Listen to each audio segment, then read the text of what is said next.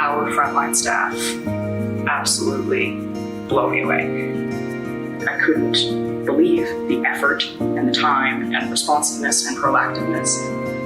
We knew it was important for them to come to work, and they came.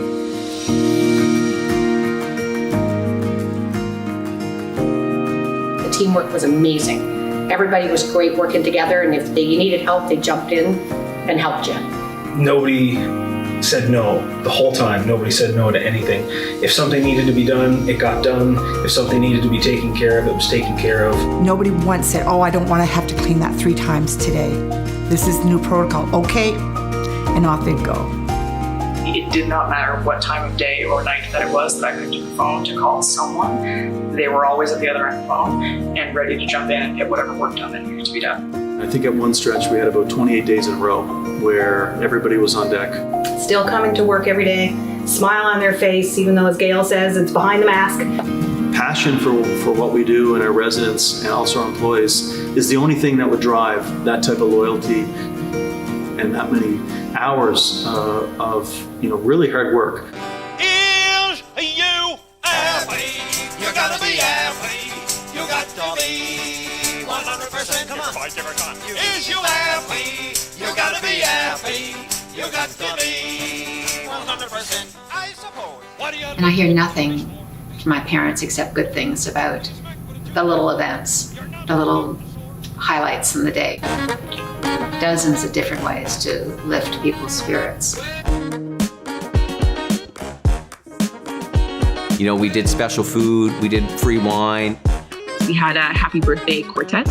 We'd decorate their doors. We would have a little present for them. We delivered ice cream sundaes door to door.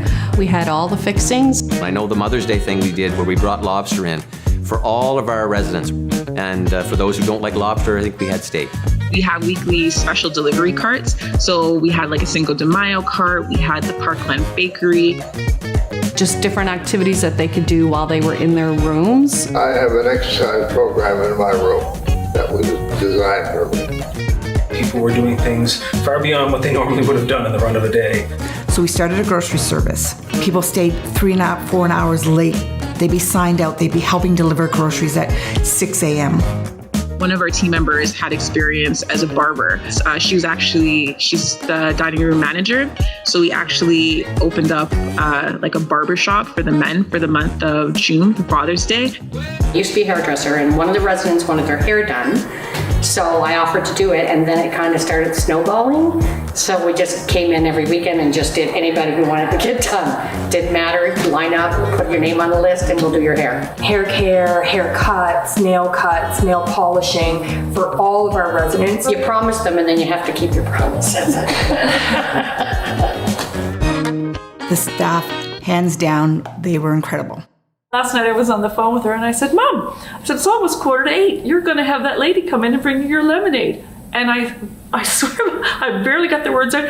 And Haley was in, it was 7:43, bringing lemonade to my mom. So those kinds of things are really important.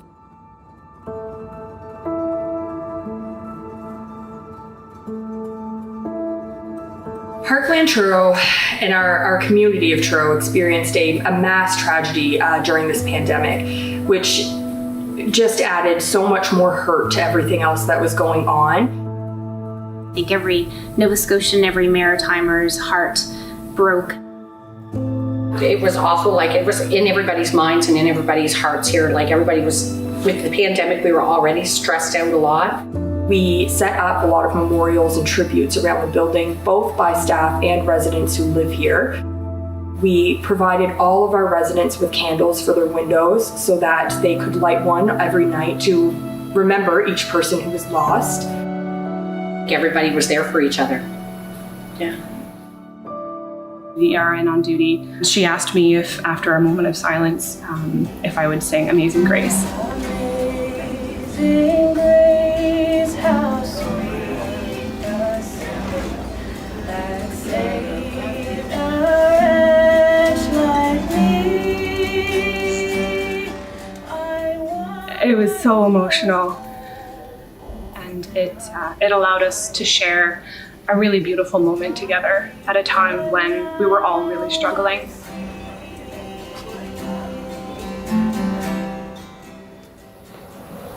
I worry about the team all the time.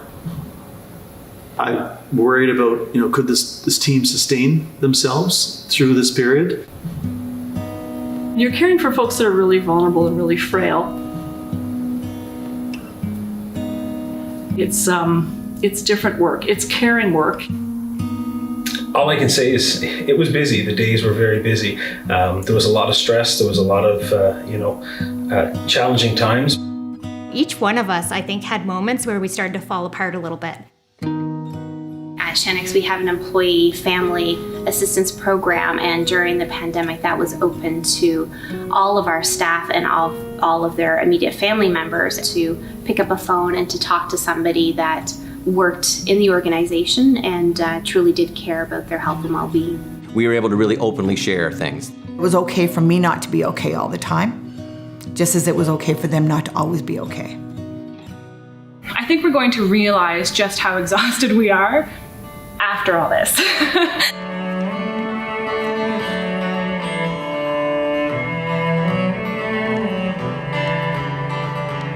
One of the team, our marketing team actually came forward and said, we know we're not doing any marketing through this experience, but we can help in other ways. Hi everyone, from your Shenix Boost team. And they developed this concept of a boost team to go out and really add a little bit of support for our frontline staff. So we have a few goodies for you. Where they would put together a rewards and recognition program for all of the frontline staff, and they would give that to the leaders in all the operational units.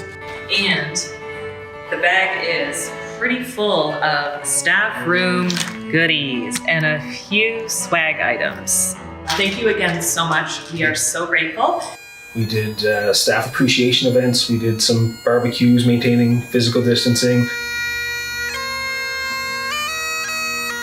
We did a poutine bar for our staff for Nurses Week. Pancake and sausage breakfast for all the staff for that week as well. Your phone might ping in the middle of the night and you'd check and it would just be a message saying thank you. And that meant more than anything. And the families really could not thank us enough for what we were doing.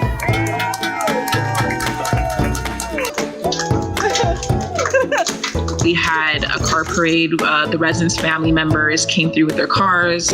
We had families and community members reaching out from all over the area telling us how impressed that they were. We had local delivery guys that would call us and say, who needs to have groceries picked up?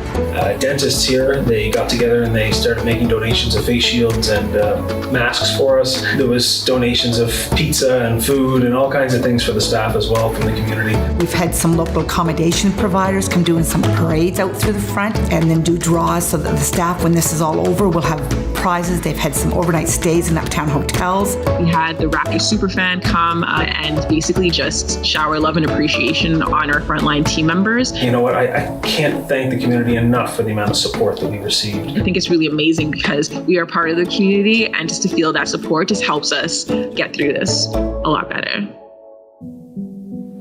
I gave a very close friend of mine a call, Bruce Guthrow. Now, Bruce is such a smart, intuitive guy. He's the type of person he'd literally give you the shirt off his back. He has a real empathy, I think, for people. We ended up talking for about 2 hours about this sense of concern for, really all of our frontline staff. Probably 3 or 4 days later, he gave me a call and he said, I want you to listen to something. What makes a hero by someone's side is the comfort in the word you'll be alright.